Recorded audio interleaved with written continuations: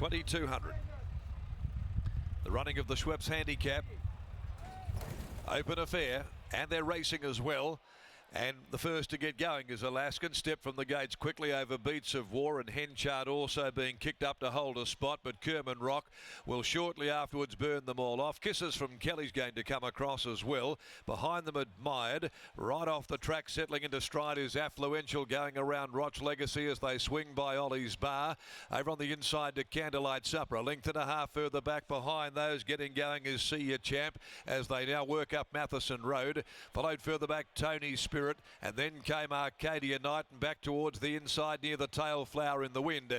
Kerman Rock had gone to the lead here at the 1600 metre mark, but hasn't gone out to set any records. And at Northerly Lodge on Northerly Stakes Day, Kerman Rock takes them into the back straight by a length and a half. Running second is Alaskan, followed then by Kisses from Kelly. On the outside, striding up third from Beats of War. In behind those, next of all is Henchard. A little more than a length away then came Affluential. Over on the rails, Candlelight Supper, back with Admired, Roch Legacy, See Ya Champ, Tony Spirit. Arcadia Knight well back, three deep as well as they come down the riverside of the track, and the tail end of Flower in the wind. It's Kerman Rock by the 1,000 metre mark, a length and a half clear. Running second is Alaskan, 3/4 then on the outside, Kisses from Kelly. Outside of those, then 3 and 4 wide is Affluential. Beats of War inside that duo. A length and a half behind those to Henchard, who's better than midfield. On its inside is the mare Candlelight Supper, and 3 deep around them Roch Legacy. It was followed after a length and a half to Arcadia Knight, then Admired. On the rails behind them, See Ya Champ, ridden along Tony Spirit, and still whipping them all in. Flower in the wind as they head towards the home turn at the 450, and Kerman Rock in front, led by a half to 3/4 Alaskan. No run Beats of War. Over on the outside, Affluential's about to stride up with Roch Legacy. Henchard behind them looking for the way clear. Followed further back Arcadia Knight, Tony Spirit. 200 left to go. Alaskan reaches the lead. Alaskan now beats off Kerman Rock. Beats of War with the rails run. And now Kisses from Kelly. On the outside, Affluential, Roch Legacy. They're across the track. Kisses from Kelly gets the head in front. And Kisses from Kelly gets it done. Kisses for Kelly has got there narrowly from Roch Legacy, and close up Alaskan. Flower in the wind charging with Tony Spirit down the outside. In behind them, See Ya Champ, Beats of War, and also right there Admired from Henchard. It got strung up behind them. Followed further back Arcadia Knight. Next home behind them was Kerman Rock, Candlelight Supper, and it was one of the last of them home. Kisses from Kelly racing.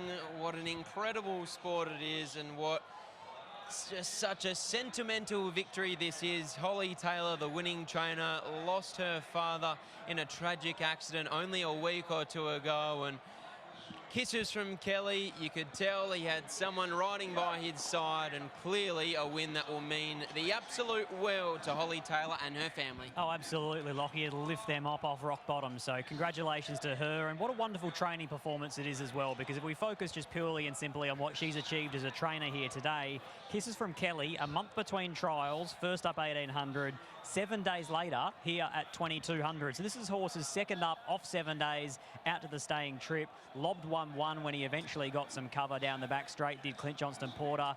Bullied his way into the clear in the home straight there underneath of a tiring Affluential, and was able to stick his head out at the right time and give them more than just a sentimental victory. And of course, too, if you're not familiar with the story of the horse, called Kisses from Kelly because unfortunately when he was foaled down at Oakland Park he wasn't breathing, and the vet down there, Kelly, had to literally give him some kisses. Exactly. CPR got him back. He was resuscitated back to life, so there's just stories all around here for the Schweppes handicap.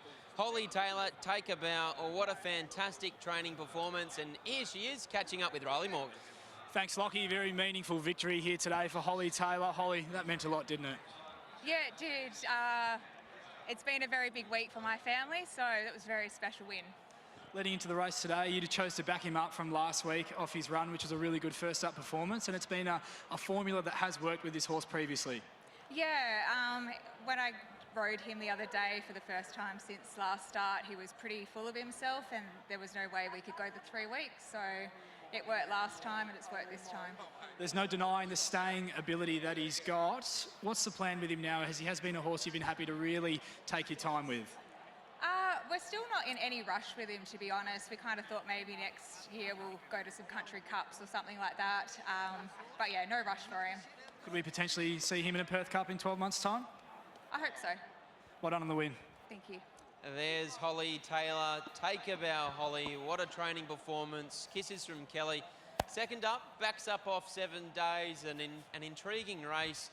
Analysing that one, Scott, because Clint Johnson-Porter essentially allowed Chris Parnham out of a pocket down the back straight and got him behind Chris, and from there it looked like the wrong move until Clint got out into clear air at around the 300-metre mark, and from there the staying prowess of Kisses from Kelly just really kicked in, and he was the strongest horse on the line. And that's the best part about him, is that he travels really nicely all the way through the race, but he's actually got a nice little turn of foot when they can save him up here. So he was still on the fresh side early in his preparation, second up 22. I looked this morning, Lockie, he's not nominated for the Perth Cup, and it sounds as though they might take the more patient approach with him, because when you're talking about those country cups, even more locally, Pinjarra Cup, Bunbury Cup, they're worth really good prize money. So there's a lot more fun to be had with Kisses from Kelly. Massive congratulations to Holly Taylor, and Clint Johnson-Porter is a very close friend of hers as well, so I'm sure it meant a lot to him. Exactly right. As we've touched upon, not only would it mean a lot to the Taylor family impacted by the loss of Holly's father, but Clint Johnson-Porter,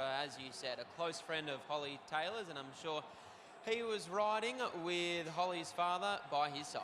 Group 1 Portsy, that's what we're calling him now, here after Port Lockroy only a fortnight ago. Clint, that probably, as we were saying, meant more to you and to Holly than a normal 66 plus on a Saturday.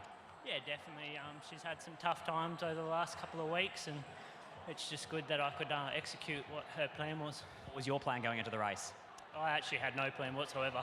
I was banking on how he jumped, and he actually begun really well, so I just went forwards, and I ended up having a great run throughout. And then talk us through the decision. Chris Parnham came out almost in front of you there from leaders back, and you were happy to get the cover there at that stage? Yeah, I give him about 400 metres to come out, and he didn't want to, and then when I moved up, he did, so I was half giving myself an uppercut in the run, but that's okay. Worked out well for you, because when that gap arose, he had to push his way through, but he looks like he's pretty confident taking gaps. Yeah, he's that type of horse. He tends to wait a little bit when he hits the front too early, so I was pretty confident once I got through that he was going to get there at the right time. What about Numerian? You had a wonderful association with him last time he was here. What's your expectation for him in today's Northerly Stakes? Yeah, I think he'll surprise all of us today. His trial was a lot better than probably what it looked, considering it was only a 2-horse trial, but he had a little bit of zip about him, so hopefully he can bring it here fresh. Congratulations, well done. Thank you. There's Clint Johnson-Porter continuing his fantastic form in the saddle.